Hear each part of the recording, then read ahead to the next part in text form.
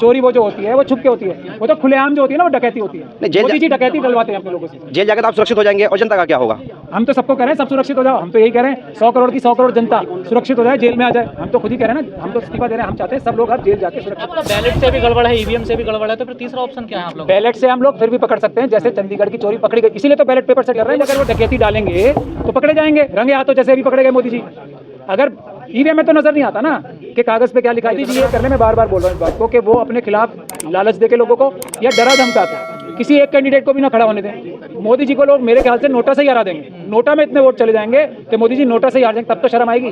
तब इसने हमारी ड्यूटी लगाई है कि हमारा ये नौकर जो प्रधानमंत्री हैं ये ईमानदार प्रधानमंत्री नहीं है, ये बेईमान प्रधानमंत्री हैं। ये चंडीगढ़ में रंगे हाथों डकैती करते पकड़े गए हैं। कम से कम अब तो आप इनके घर का जो हमारे चीफ जस्टिस नौकर हैं ये भी इनके मन में थोड़ा डर है। जाओ, हमारा आदेश है तुम्हें, इनके हाथ मजबूत करो, ये जाके कहो सुप्रीम कोर्ट तुम संघर्ष करो, पूरे देश की जनता तुम्हारे साथ है। वो कर रहे हैं, हम तो जनता के गुलाम हैं, हम जनता की हर बात मानते हैं। हम भी ऐसा भी जनता बोल रही है कि वो जो ओरली बोलते हैं वो कलम से नहीं लिखते हैं, मतलब टाइप करके ऑर्डर को पास नहीं करते। ये भी जनता का सवाल है भाई, जनता अपने नौकर से कुछ भी सवाल। जस्टिस जी तो जनता के नौकर ही हैं। तो बड़ी बात है ना, उन्होंने कहा लोकतंत्र की हत्या हुई है चंडीगढ़ में, तो यही जनता कह रही है ना, ये लिखित में ऑर्डर क्यों नहीं पास किया, यही तो जनता का सवाल। लिखित में ऑर्डर पास करो, डरो मत, ये जनता कह रही है।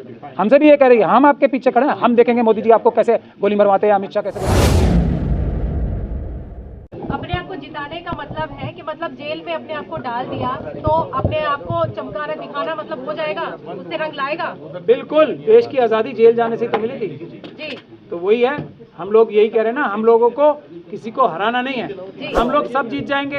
वैसे तो अगर ईवीएम ही हट गई तो कोई मेहनत करने की भी जरूरत नहीं पड़ेगी, पेपर बैलेट से चुनाव होंगे। मोदी जी की वैसे 40 सीटें हटेगी कहाँ से, आप तो जेल जा रहे हैं ना। जेल जाके ही हटेगी, आप फॉर्मूला समझ लीजिए। जिस चीज से डरा रहे हैं देश की जनता को, अब हम लोग जेल जाने लगेंगे तो देश की जनता का जेल का भी डर एक जो है वो निकल जाएगा। फिर क्या बचेगा हथियार मोदी जी के पास। पेपर की भी चोरी हो रही है, आपने देखा होगा। चोरी नहीं डकैती हो रही है, चोरी मत बोला करिए आप। सर आप जेल सरकार हैं, डकैती को डकैती बोलिए। आप जेल चले जाएंगे तो जनता का क्या होगा? चोरी वो जो होती है वो छुप के होती है, वो तो खुलेआम जो होती है ना वो डकैती होती है। मोदी जी डकैती डलवाते हैं अपने लोगों से। जेल जाकर तो आप सुरक्षित हो जाएंगे और जनता का क्या होगा? हम तो सबको कह रहे हैं सब सुरक्षित हो जाओ, हम तो यही कह रहे हैं 100 करोड़ की 100 करोड़ जनता सुरक्षित हो जाए, जेल में आ जाए। हम तो खुद ही कह रहे हैं ना, हम तो इस्तीफा दे रहे हैं, हम चाहते हैं सब लोग अब जेल जाके सुरक्षित हो जाए और मोदी जी जो हैं असुरक्षित हो जाएंगे, हम लोग जेल जाएंगे, मोदी जी सबसे ज्यादा असुरक्षित। अब तो बैलेट से भी गड़बड़ है, ईवीएम से भी गड़बड़ है, तो फिर तीसरा ऑप्शन क्या है आप लोग? बैलेट से हम लोग फिर भी पकड़ सकते हैं, जैसे चंडीगढ़ की चोरी पकड़ी गई, इसीलिए तो बैलेट पेपर से डर रहे हैं मोदी जी कि ये अगर वो डकैती डालेंगे तो पकड़े जाएंगे रंगे हाथों, जैसे अभी पकड़े गए मोदी जी। अगर ईवीएम में तो नजर नहीं आता ना कि कागज पे क्या लिखा है, तो नजर आ गया पकड़। हम क्यों बैलेट पेपर की बात कर रहे हैं? बैलेट पेपर में मोदी जी अपनी पूरी ताकत लगा लें। मोदी जी ये कर ले, मैं बार बार बोल रहा हूँ इस बात को कि वो अपने खिलाफ लालच दे के लोगों को या डरा धमका के किसी एक कैंडिडेट को भी ना खड़ा होने दें। मोदी जी को लोग मेरे ख्याल से नोटा से ही हरा देंगे, नोटा में इतने वोट चले जाएंगे कि मोदी जी नोटा से ही हार जाएंगे, तब तो शर्म आएगी, तब इस्तीफा देना पड़ेगा। आप मन से खड़े होकर कहते हैं कि 2024 में ईवीएम से वोट नहीं होने देंगे, मतलब धमकी टाइप से देते हैं। मैं नहीं देता, मैं आप मेरी बात दिमाग से ध्यान से सुना करो आप। जनता ने हमारी ड्यूटी लगाई है, जनता ये कह रही है हम नहीं होने देंगे। जनता देश की मालिक है, 150 करोड़ देश की जनता जो चाहेगी वो होगा। एक 56 मिलीमीटर या नैनोमीटर जितनी की भी छाती है उनकी, नाप के तो देखी नहीं किसी ने कभी, उसके कहने से कुछ नहीं होगा। एक आरएसएस के मोहन भागवत जी के कहने से कुछ नहीं होगा। देश की जनता नहीं होने देगी, वो उन्होंने ऐलान कर दिया भाई। कोई आखिरी सवाल रखना चाहूंगी कि ये जो जेल भरो आंदोलन है ये SC ST के लिए, संविधान के लिए है या फिर आम जनता के लिए है, बैलेट पेपर के लिए? संविधान बच गया, ये संविधान के लिए, संविधान के हिसाब से सब चलेंगे। संविधान से चोरी करके, संविधान से बच के, आंख मिचोली खेल के कोई काम नहीं करेगा। फिर ना पेपर बैलेट का भी तो अपने आप काम हो जाएगा। संविधान और कानून चाहता है पेपर बैलेट से चुनाव हो, ये तो फ्रॉड करके ईवीएम से चुनाव कराया जा रहा है। ये भी मैं बार बार ऐलान कर चुका हूँ। पहला जो हमारे कानून में प्रावधान है वो ये है कि पेपर बैलेट से चुनाव होंगे। अगर किसी वजह से पेपर बैलेट से चुनाव नहीं हो सकते तब ईवीएम से होता है। तो ये धोखाधड़ी बंद करने के लिए ही संविधान बचाना है। संविधान बच गया तो हर एक देश का नागरिक बच जाएगा, खुशहाल हो जाएगा।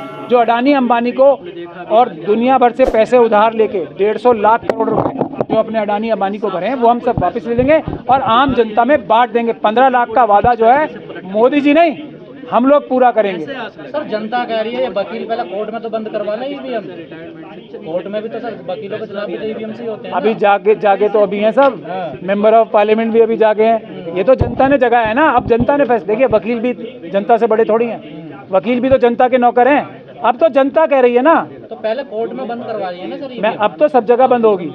अब कोई चुनाव हो जाए ईवीएम से, अब चंडीगढ़ के बाद तो खुद ही लोग कह रहे हैं कि अब तो पेपर बैलेट से होंगे, कम से कम भाई पकड़ तो लेंगे।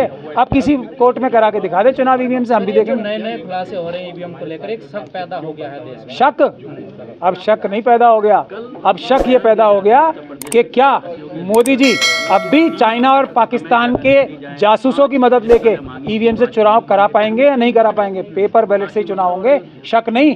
देश के 99.9 जनता को ये यकीन हो चुका है कि ईवीएम के प्राइम मिनिस्टर हैं ये वोटों के प्राइम मिनिस्टर नहीं है।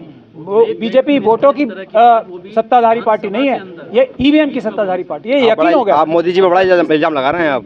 मैं इल्जाम नहीं, मैं सच्चाई बयान कर रहा हूँ। मोदी जी ने हमारे सामने कितने बड़े बड़े पहलवान उतारे। अब वो कुरैशी साहब कहाँ हैं, दोबारा बयान देने आए जब से मैंने उन्हें एक्सपोज किया। रावत साहब कहाँ हैं, दोबारा बयान देने आए जब से मैंने उन्हें एक्सपोज किया। अभी एक और एक्सपोज मैं जल्दी करने वाला हूँ कि ईवीएम से चुनाव कराना सेकंड ऑप्शन है, ऑल्टरनेटिव है। मेन आज की तारीख में जो कानून है, पेपर बैलेट से ही चुनाव होना नॉर्म है, मतलब आमतौर पे पेपर बैलेट से ही चुनाव होने का कानून है। किसी वजह से अगर पेपर बैलेट से चुनाव नहीं हो सकते तब कहीं कहीं कराए जा सकते हैं ईवीएम से चुनाव।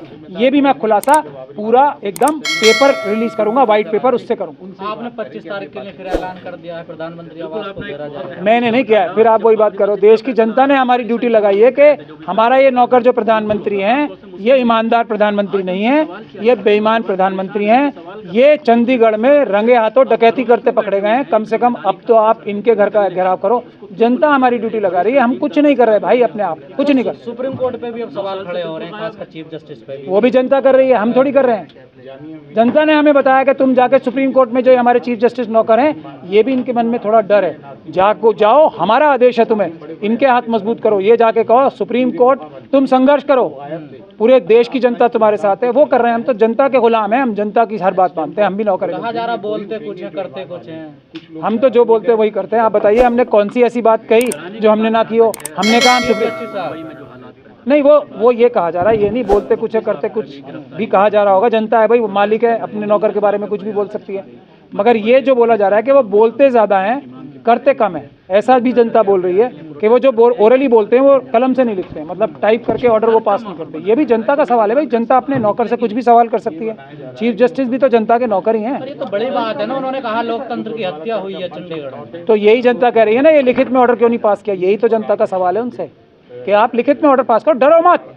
ये जनता कह रही है, हमसे भी ये कह रही है। हम आपके पीछे खड़े हैं, हम देखेंगे मोदी जी आपको कैसे गोली मरवाते हैं, अमित शाह कैसे गोली मरवाते हैं। वोटर लिस्ट को लेकर भी आप सुप्रीम कोर्ट पहुंच गए हैं। वो भी फ्रॉड देखो आप, हर जगह फ्रॉड है ना, फ्रॉड इनका नेचर है। कभी कभी कोई गलती से ईमानदारी का काम भी कर लेना चाहिए मोदी जी को, अमित शाह जी को और मोहन भागवत जी को।